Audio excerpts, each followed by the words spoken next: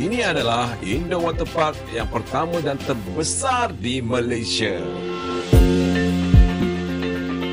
Lokasi indoor waterpark ni terletak di Sungai Long. Untuk harga promo, sementara masih promo ni, harga kanak-kanak RM45, harga dewasa RM65.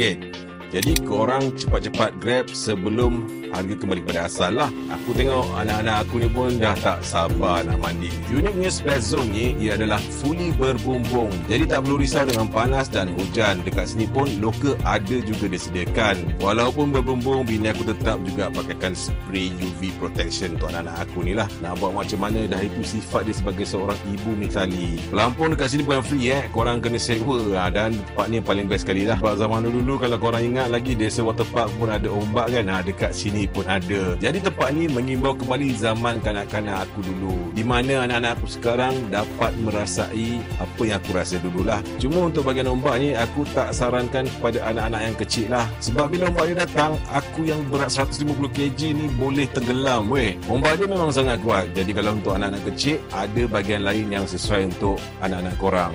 Contohnya di tempat ni, Lost in Amazon. Tempat ni tak terlalu dalam, jadi anak-anak korang yang kecil tu boleh mandi dengan gembira. Sebenarnya dekat sini banyak section yang selamat untuk kanak-kanak. Contohnya Kiddie Curve, Twin Twister, Speedy Splashdown, Violet Vortex, Kiddie Cascade, Double Dash dan banyak lagi. Aku tak larat nak sebut satu-satu, jadi korang boleh explore sendiri.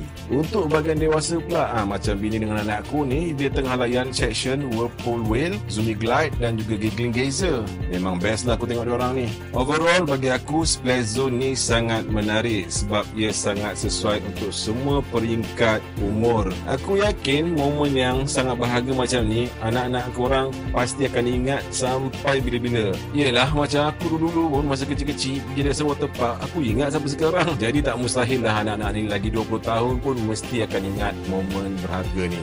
Jadi untuk korang yang tak tahu dan tak ada idea nak bawa family korang ke mana, aku cadangkan datang ke Monkey Splash Zone di Sungai Long ni. Dari aspek keselamatan, setiap section tu ada yang jaga, jadi jangan risau. Dan korang pun sebagai ibu bapa haruslah pantau anak-anak korang juga. Splash Zone ni buka setiap hari, dari pukul 10 pagi sampai ke malam. Tempat parking pula sangat banyak kerana